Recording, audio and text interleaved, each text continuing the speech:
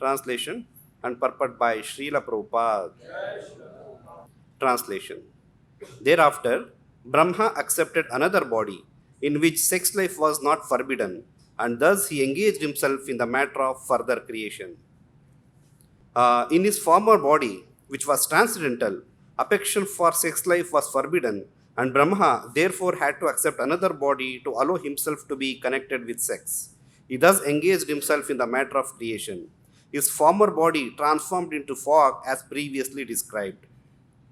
O son of the Kurus, when Brahma saw that, in spite of the presence of sages of great potency, there was no sufficient increase in population, he seriously began to consider how the population could be increased. Translation. Brahma thought to himself, Alas, it is wonderful that, in spite of my being scattered all over, there is still insufficient population throughout the universe. There is no other cause for this misfortune but destiny. Translation. While he was thus absorbed in contemplation and was observing the supernatural power, two other forms were generated from his body. They are still celebrated as the body of Brahma. Purport. Two bodies came out of the body of Brahma. One had a mustache and the other had a swollen breast. No one can explain the source of their manifestation, and therefore, until today, they are known as Kayam or the body of Brahma, with no indication of their relationship as his son or daughter. Translation. The two newly separated bodies united together in a sexual relationship. Translation. Out of them, the one who had a male form, that means one who had mustache, one who had a male form became known as the Manu named Swayambhuva, and the woman became known as Shatarupa, the queen of the great soul Manu. Translation. Thereafter, by sex intelligence, they gradually increased generations of population one after another.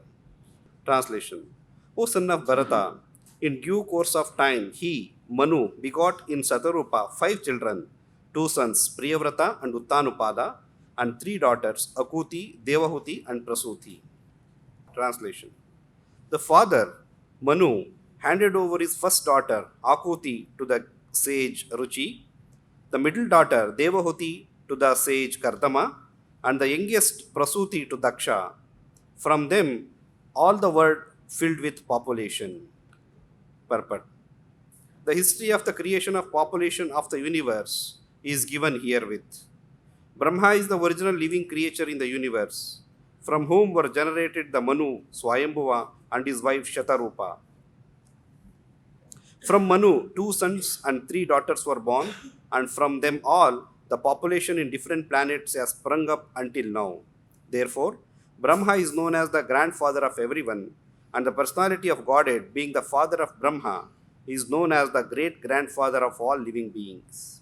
This is confirmed in Bhagavad Gita 11.39 as follows: Vayur Yamognir Varuna Shashanka Prajapatistvam Prapitamahascha Namo Namastestu Sahasra Krutvaha Punascha Bhuyopi Namo Namaste. You are the Lord of air, the supreme justice Yama, the fire, and the Lord of rains. You are the moon, and you are the great grandfather. Therefore, I offer my respectful obeisances unto you again and again. The sense is the Bhakti Vedanta purports of the 3rd canto, 12th chapter of the Srimad Bhagavatam, entitled Creation of the Kumaras and Others. So far, in this chapter named Creation of Kumaras and Others, so we have discussed and heard about creation of Nescience, Kumaras, Rudra, and after Rudra, the 10 sons, including Narada Muni. Then after that, further more creations like Vedas, Upavedas. So many such things like the law and order, the Vedic goal, the science of logic arguments. So whatever we could see in this world, basically everything is actually come from Brahmaji. So Brahma has created. So in the previous verse, it was said that Brahma is the personal representation of the Supreme Personality of Godhead as the source of transcendental sound. That's why he is known as Shabda Brahma. So then, after explaining all these manifestations, now towards the end of this chapter, Maitreya Muni is explaining about what Brahma was contemplating. So till now, whatever Brahmaji has created, basically it's all, he's all alone. There is no wife. There is no involvement of female in these creations.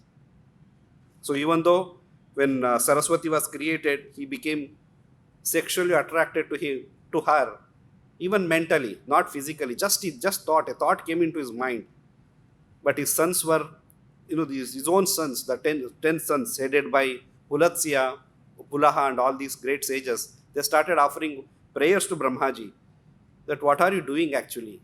You are Prajapati, you are one of the, Mahajana. So the general populace, including us, will follow your footsteps. And what example are you going to set in front of us? So Brahma became very ashamed.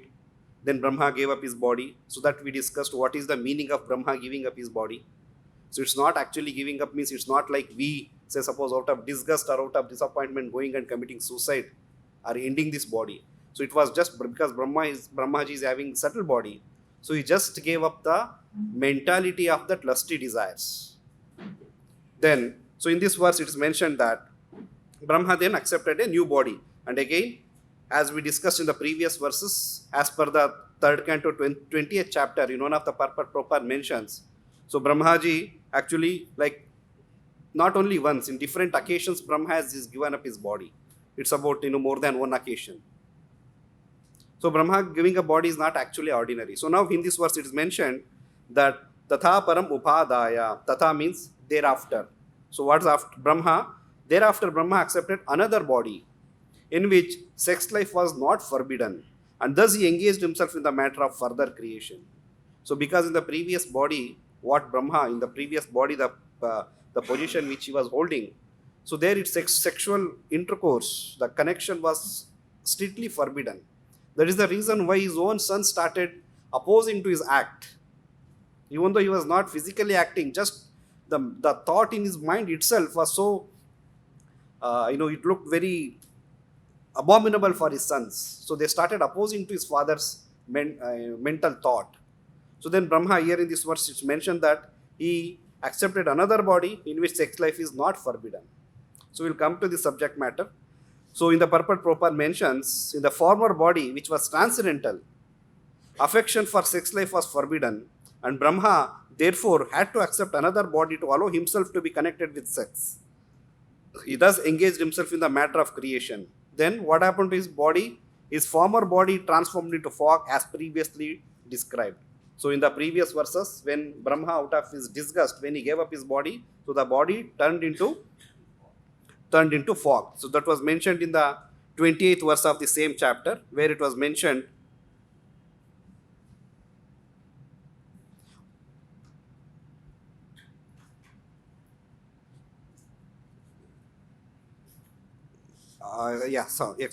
this verse.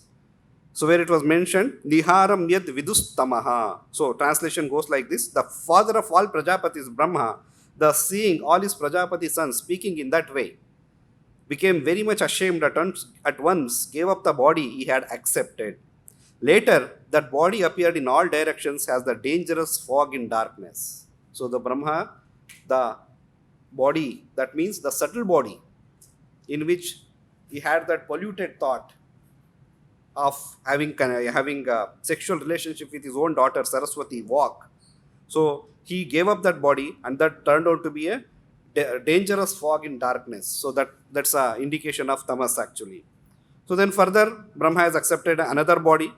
Then after accepting that body, so now what is the primary responsibility the Brahma has been given birth in this world? What for the Garbhodakashayi Vishnu has given birth for Lord Brahma?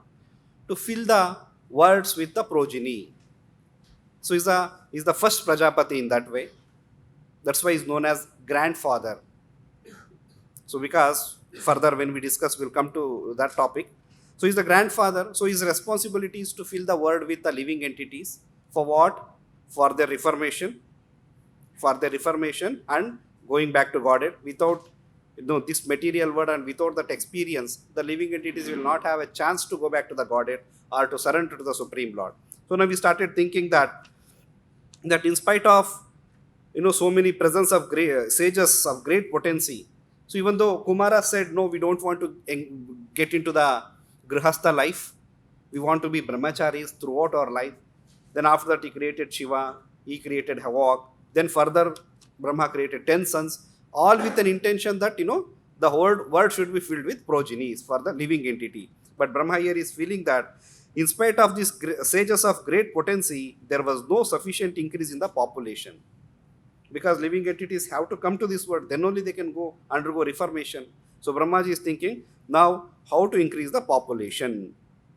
So then when he was thinking like this, so he thought that, he, in spite of Brahmaji being scattered all over, there is still insufficient population throughout the universe. So he was contemplating what is the reason. So there is no other cause for this misfortune but destiny. So again, he's depending on the Lord what to do. So destiny is destined to undergo all these, kind of tribulations. So in the next verse, it was mentioned that, so when he was contemplating and when he was observing the supernatural power, two other forms were generated from his body. They are still celebrated as the body of Brahma.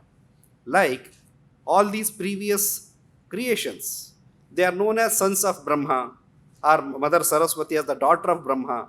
So that means even though there is no wife or there is no female, Brahmaji is creating through his own bodily parts. Like Kumaras were generated from mind of Brahma, Saraswati from his mouth. So like this, different different creatures have been created using his different bodily parts. So then they were considered as the sons or daughter of Brahma. But here it's mentioned that then two more forms generated from the body, but they are not considered neither as son nor as daughter. They are still considered as the body of Brahma only. It's like personal expansion.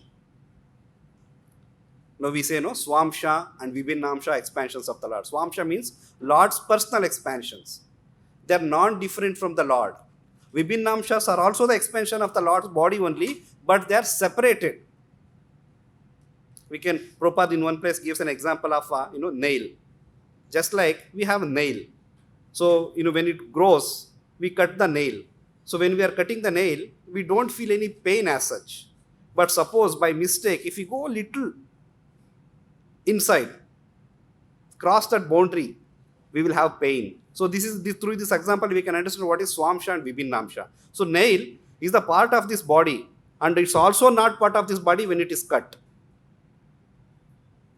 So similarly, here, Brahma, so these, not son, Swayambhuva Manu and Shatarupa. So even though they are generated from the Brahma, when he was contemplating, but they are not considered as the son or daughter, they are considered as celebrated as the body of Brahma. That's why it is mentioned here as Kasya Rupam Adbhuta Dveda. His own Kasya means body. Kayam. So next verse, Thabhyam Rupa Vibhag Abhyam Mitunam Samapadyata. So then, because now Brahma has generated or expanded himself into two more forms to further increase, so they united together in sexual relationship. Then when they were uniting, so further it is mentioned that the male form became known as Manu, Swayambhuva Manu, and the woman known as Shatarupa, the queen of the great soul Manu's wife. Then after their sexual indulgence, they started increasing the population one after another. So after Swayambhuva Manu and Shatarupa, Swayambhuva Manu is the first Manu. So there are 14 Manus in the one day of Brahma. So in that particular day, the first son is the Swayambhuva Manu. So then Swayambhuva Manu and Shatarupa, after their sexual indulgence, they started increasing the progeny. They are filling the world with the living entities. So then they begot 5 children. So there are 2 sons and 3 daughters, Priyavrata and Uttanupada, and 3 daughters named as Akuti, Devahuti and Prasuti. So here, Akuti, Devahuti and Prasuti, they were married to, first daughter Akuti to sage Ruchi, second daughter Devahuti to Kardama Muni. Devahuti is celebrated as the mother of Kapila Muni, or Kapila Muni is celebrated as the Devahuti Putra Kapila.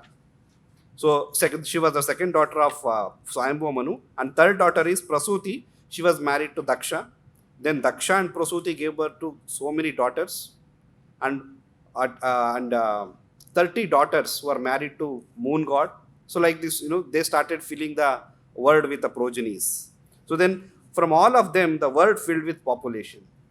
So here in this verse, only about 3 daughters whom they were married is being explained, not explained about Priyavrata and Uttanupada. Why? Because, so in the 9th canto of Srimad Bhagavatam, the genealogical cycle of different kings, it's mentioned. So in that, there, Priyavrata and Uttanupada's dynasty is very elaborately mentioned. That's why here it is not mentioned. It's mentioned only about the daughters.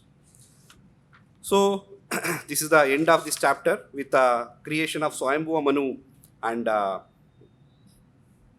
Shatarupa. So this is the ending of the chapter, creation of Kumaras with others. So further they create living entities. That is explained in different portions of Srimad Bhagavatam. Like when it comes to 3rd canto towards the end. So Devahuti, and then Devahuti gives birth to 9 daughters and 1 son. After she is married to Kardama Muni. So like that, in different cantos, it is being explained. So now it's mentioned that about how Brahma contemplated on the sexual indulgence, how he further creating all these things. So it's explained. So in the very first, as it is mentioned, Brahma accepted another body. So then how do we understand, even though we discussed in the previous verses about how do we actually understand the fall down of Brahma? It's not just ordinary activity like any other jivas or conditioned souls falling down. So I came across one from in this chapter only. So a statement of Prabhupada. Prabhupada mentions that. So in the 28th verse, where it is mentioned that when he mentally contemplated about sexual indulgence with his daughter Walk. So in the purport, Prabhupada mentions that it is said that senses are so mad and strong that they can bewilder even the most sensible and learned men. Therefore, it is advised that one should not indulge in living alone, even with one's mother, sister, or daughter. So, Balavan Indriya Graho Vidvamsanapi Karshati. The senses are so strong that even a Vidvamsa, greatly learned scholar, can get carried away by their urges, the sensual urges. That's why one has to be very careful. So this entire episode of Brahma's falling down or Lord Shiva's falling down is basically a lesson for us. Then further Prabhupada mentions, Maitreya hesitated to state this anomaly on the part of Brahma. Anomaly means kind of some deficiency or kind of a non-standard activity. So Maitreya was hesitant to explain this anomaly on the part of Brahma to Vidura. Brahma was sexually inclined to his own daughter, but still he mentioned it because sometimes it so happens, and the living example is Brahma himself, although he is the primeval living being and the most learned within the whole universe. If Brahma could be a victim of the sexual urge, then what of others who are prone to be so many mundane frailties?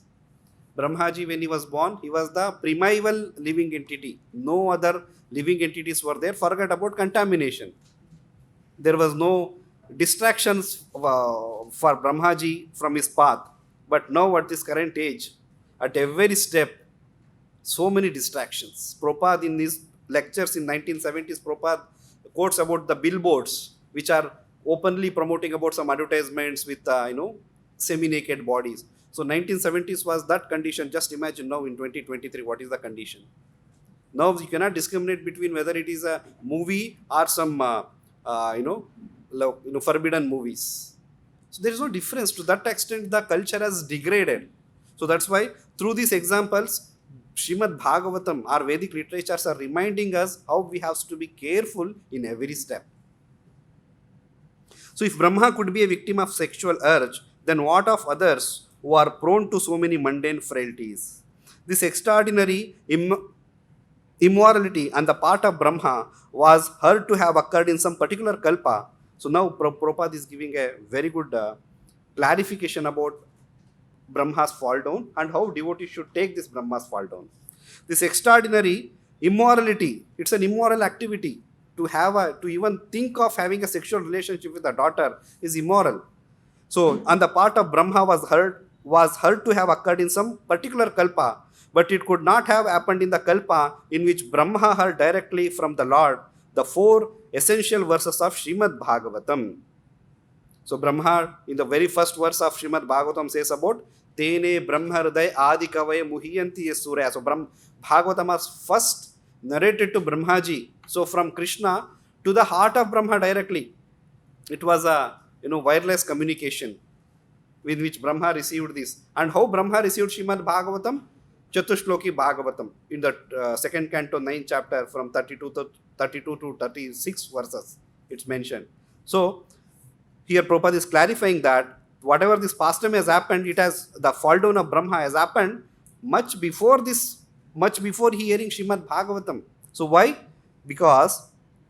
But it could not have happened in the Kalpa in which Brahma had heard directly from the Lord the 4 essential verses of Srimad Bhagavatam, because the Lord benedicted Brahma after giving him lessons on the Bhagavatam that he would never be bewildered in any Kalpa whatsoever. So after this Tene Brahma Hriday Adi Kavaye, when he gave the message of Bhagavatam to Brahma in his heart, the Lord also blessed Brahma that you will never fall down. Here it is mentioned that after giving him the lessons on Bhagavatam, he would never be bewildered in any Kalpa whatsoever. So whatever fall down episode has happened, is it before he heard Srimad Bhagavatam? Of course, Brahmaji he meditated on Garbhodakashaya Vishnu, he could have direct darshan of Vishnu, he received messages, he received instructions, then he created. But after this fall down happened, further he was repenting, then he happened to hear Srimad Bhagavatam. After he heard Srimad Bhagavatam, there was no case of any instances of Brahma falling down or apparently doing this kind of extraordinary immoral activity. This indicates that before the hearing of Srimad Bhagavatam, he might have fallen a victim to such sensuality, but after hearing Srimad Bhagavatam directly from the Lord, there was no possibility of such failures.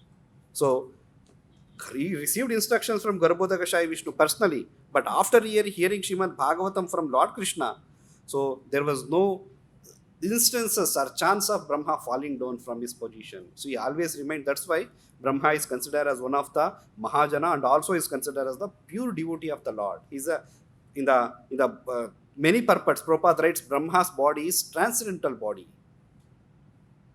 It's not ordinary body like us. It's a transcendental body. So that's why Brahma's episode, whatever fall down episode which has happened, it is before he heard Srimad Bhagavatam. So then what happened? Why is that, after hearing Srimad Bhagavatam, Brahma, became, Lord benedicted him, and also Brahma became so convinced that, he did not deviate from his path. Because Bhagavatam is directly describing about those activities which are directly in connection with the Supreme Lord. There is no beating around the bush like in the Vedas or many other Vedic literatures, in the Puranas.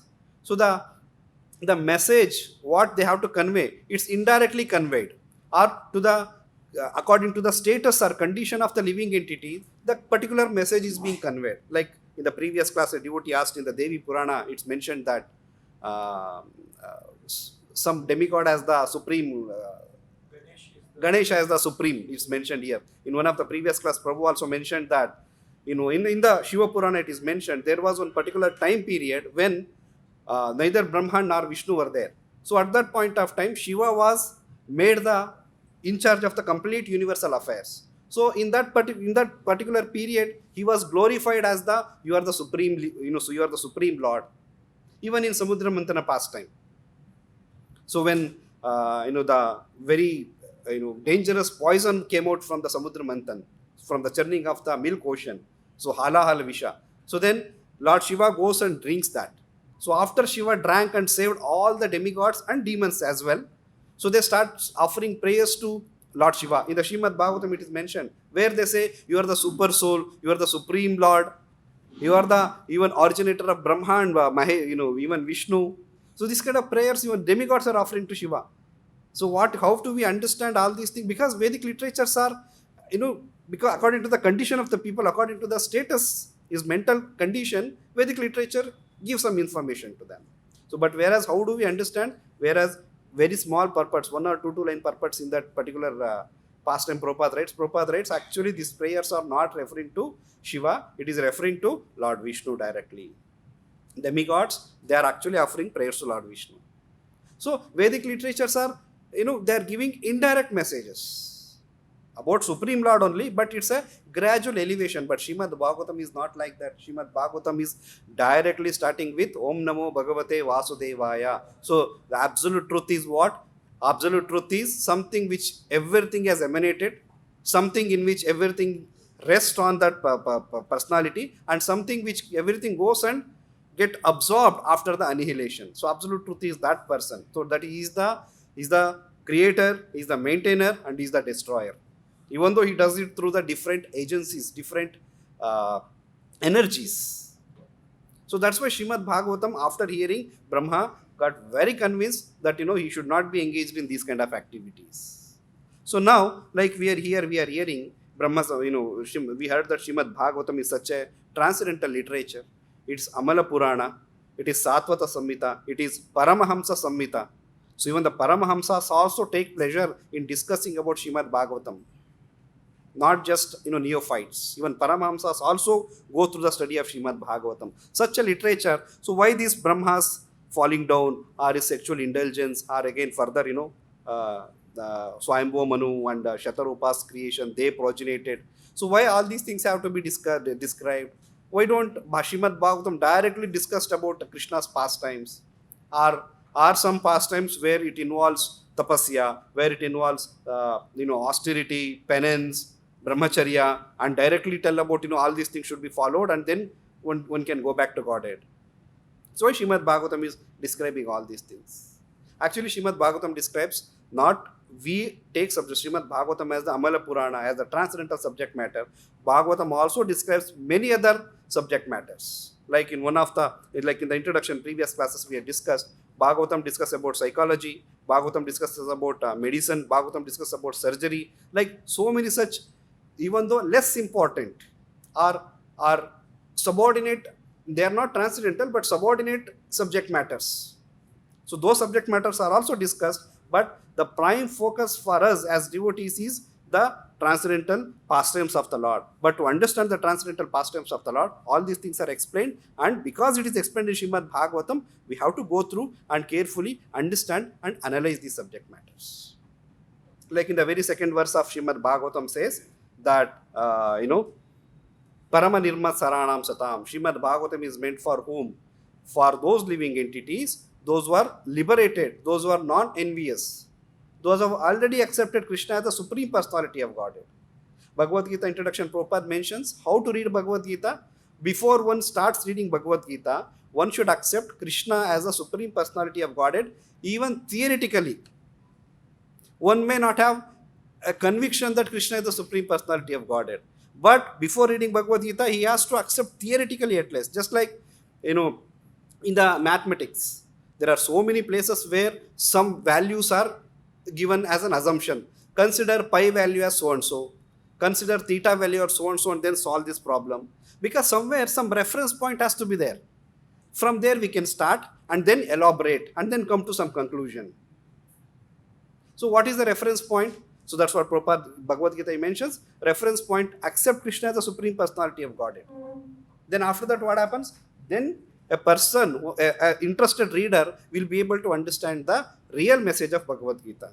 But whereas Bhagavatam, a person one who is completely realized, one who has completely thoroughly convinced that Krishna is the Supreme Personality of Godhead, it's meant for them. It's meant for those living entities, those who are not envious. Krishna in the Bhagavad Gita also says to Arjuna, I am giving this most confidential knowledge because you are not envious of me and you are my devotee. Pravakshami anusuyave. You are not envious of me. So Bhagavatam is meant for that literature. So Bhagavatam explains many subject matters, including this. So creation is also one of the important subject matter. So Bhagavatam, in the Srimad Bhagavatam itself, describes about what all is described in Srimad Bhagavatam. Shukadev Goswami from his own lotus mouth, he explains about what and all is explained in Srimad Bhagavatam. So in the second canto, 10th chapter, Srimad Bhagavatam describes about there are 10 principal subject matters which are described in the subject matter. Basically, there is a flow chart, or there are some rules and regulations while composing the literatures. So like a Purana, when it is composed, it has to contain 10 subject matters. then it is known as Mahapurana.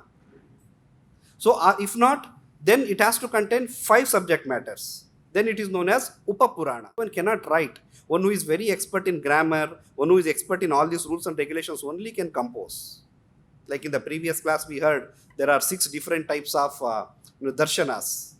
So among the 6, one of them is the Vedanta Darshana, which is written by Vedavyasa. So that is the only literature where it says about the Supreme Personality of Godhead as the person. Rest all the 5 discuss about some karma mimamsa where they say karma is the ultimate. Jaimini writes something else. Someone says impersonal Paramanuvada of Kanada, where he says atomic theory. Atom is the ultimate particle. From atom everything has emanated. Like there he considered atom as a reference point for creation. So but Vedanta Darshana. So like that. So Mahapurana and Upapurana. So Srimad Bhagavatam is considered as the Mahapurana. So that's why Srimad Bhagavatam describes about the 10 principal subject matters. What are those? Atra sargo visargascha sthanam poshanam utayaha manvantaresha anukatha nirodha muktirashrayaha. So these 10 subject matters. We will briefly discuss about what are those subject matters and how to understand those. So in the second canto 10th chapter as well as further in the 12th, towards the last end of the Srimad Bhagavatam, again it is described about these 10 subject matters. The first is Sarga.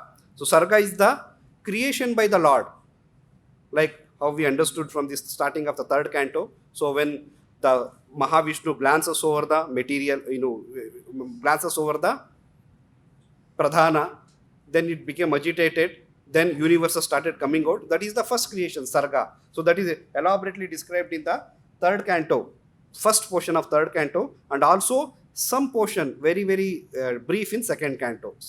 Sarga topic is described. Then Visarga, that is secondary creations, which we are discussing now. So that's created by Lord Brahma. And it is described in the 3rd canto and some portion in the 4th canto and in brief in the 5th canto also. So then 3rd subject matter is Sthanam. So after the universes are created, then Lord enters, Brahma is created. Then what? Brahma has to create the living entities. Then he has to segregate the living entities according to their consciousness into the different levels. So that is known as Sthanam. That is position of various living entities in this material world. So this is elaborately described in the 5th canto, second half of the 5th canto. Then comes Poshanam. Once the living entities are positioned, then what? Maintaining them, giving protection to them. So then in this portion, this is a special activity of the Lord. So there in this, it is predominantly mentioned in the 6th canto. So what is the meaning of Poshanam? The Lords give protection to the living entities and devotees even when they apparently fall down. So that is explained to the pastime of Ajamila in the 6th canto. So that is the explanation of Poshanam, which is explained in the 6th canto. Then next subject matter is Utayaha.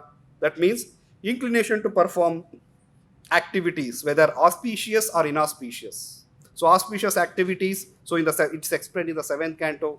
So inauspicious activities from Hiranyakashipu and Hiranyaksha, for their own sense, they also did lot of tapasya. They did lot of welfare activity, but for what? For their own sense gratification, keeping Lord out of the scene, out of the picture. So, but whereas similarly, what is auspicious activity which Prahlad did? So, he was completely dependent on the Lord. So, both auspicious and inauspicious activities are explained in this Utaya portion, that is in the 7th canto. And here Prahlad Maharaj describes about Varnashrama Dharma. So, that's where Varnashrama Dharma is briefly explained. Then next comes Manvantara. That means different Manus, their life period, what and all activities they did, their genealogical or their dynasty. So that is described in the 9th canto. Sorry, that's described in the 8th canto. So there are 14 Manus, all these complete descriptions are there, which is in the 8th canto. Then next comes Ishanukata. Ishanukata means the pastimes of the Lord, his devotees and his incarnations. So 9th canto, like Uttanupada and Priyavrata, the pastimes are all described in those 9th cantos. So there, Sun dynasty, Moon dynasty, their their dynasty, they further their genealogical cycle order. All these things are explained, and also the incarnations of the Lord are the Lord's pastimes, like Lord Rama's incarnation is very elaborately described in the ninth canto. So, like this, so Ishanu Katha is one topic which is described in the ninth canto. Then comes Nirodha. Nirodha means destruction of the universe, that is described in the 12th canto. Then Mukti, that is liberation, that is described in 11th canto. So 11th canto also explains about extensively about Kali Yuga, their symptoms, and also the method of liberation for the people of Kali Yuga, that is the chanting of the holy name of the Lord. Then the 10th topic is Ashraya, that means ultimate shelter, Sammam Bonam. So ultimate shelter. So these topic number 1, starting from Sarga, creation, to Mukti, liberation, these are known as Ashrita Tattva. Ashrita Tattva means the tattvas which take shelter. They have to take shelter of someone else. So that means these nine different topics, they are known as Ashrita Tattva, and 10th topic is known as Ashraya Tattva. Ashraya Tattva is about description of the Supreme Lord who gives shelter to all living entities, all kinds of activities which are mentioned in the Puranas. So that's why this description Ashrita Tattva and Ashraya Tattva is described, and Srimad Bhagavatam is the one of the biggest canto of the Srimad Bhagavatam, which describes extensively about the pastimes of the Supreme Lord. So Srimad Bhagavatam describes wide variety of subject matters. So, but because we are devotees, so whatever Srila Prabhupada has emphasized and impressed upon, just like Prabhupada has given extensive lectures on 3rd canto, 25th, 26th, 27th chapters, which are the instructions of Kapila Muni to Mother Devahuti, or 5th canto, 5th chapter, instruction of Rishabhdevas to his sons. We can see for each verse, you can see 3, 4, 5. That means Prabhupada has given those lectures repeatedly in different places, multiple times for the same verses. So those are because they are very important for the devotional service. So those topics are highlighted. So highlighted for our own welfare, for our own understanding. So like this, Srimad Bhagavatam describes the 10 different subject matters. So in this verse, in this series of verses, Brahmaji's further creation. So first son Swayambhuva Manu, and then Shatarupa. So important point is that they are not sons or daughter. They are non-different from the body of Brahma, it is mentioned. So in the last verse, which this is the end of this canto. So there it is mentioned that the father Manu, he gets all the 3 daughters married. So in the purport, Prabhupada mentions that Brahma is known as the grandfather of everyone, and the personality of Godhead, being the father of Brahma, is known as the great grandfather of all living beings.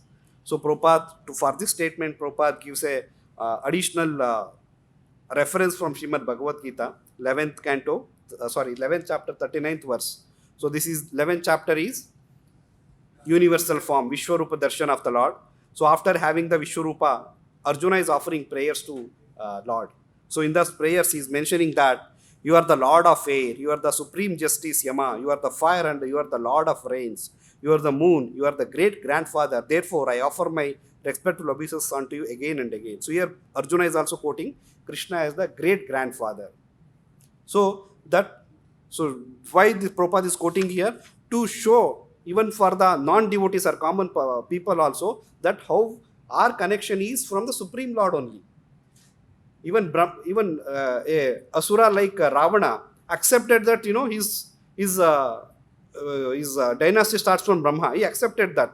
But when the question was asked by Prahlada, who is the father of Brahma? He didn't have answer. Or he didn't wanted to accept that Supreme Lord is the creator of Brahma. Because he didn't wanted to connect himself to the Supreme Lord and proving that I am one of the descendant of the Supreme Lord. Because he himself was claiming to be the Supreme. All Indra, Chandra, Vishnu, all are subordinate to me. I am the most powerful. So, but to prove that, even for all the living entities, Krishna is the original source. He is known as the Sarva Karana Karanam. He is the source of all other incarnations, including us. He is the originator of all the living entities. To prove that, Prabhupada actually is in this purport quoting from the Bhagavad Gita and showing that Krishna is the ultimate source of everything. Without him, nothing can exist. Nothing can even come into the force also. Nothing can come into the creation also. So in the Vaishnava, in our Gaudiya Sampradaya, our Acharya, especially Rupa Goswami, mentions that, so first the living entities, first, what is the, what is the first question a living entity is supposed to ask? Who am I? So who am I? What is the answer? I am an eternal servant, fragmental part and parcel of the Supreme Lord. So that is represented as Sambandha, understanding our relationship with the Supreme. So through these verses, we get a very conviction, even for the common, other devotees are already convinced, but for the common people also can have a reference, can have a conviction answer. So then Sambandha, then one has to act according to the relationship. What is that? Jivera Swarupa hoy Nityera Krishna Das. So the living entity Jiva is the eternal servant of the Supreme Lord. That is known as Abhideya. So then, once living entity acts in that platform, in that condition, understanding himself as the servant and acts in that, then comes Prayojana. So that means once living entity is engaged in the devotional service, once he becomes perfect, then he will start enjoying the mellow of devotional service. That is the Prayojana, which is represented by the three principal deities of Vrindavan. So in this way, this chapter ends. So next chapter onwards, little different subject matter will start for the which Maitreya Muni starts explaining to Vidura. I'll stop here. Grantaraj Srimad Bhagavatam ki, Jagat Guru Srila Prabhupada ki, Nitai Gaur Premanandi ki.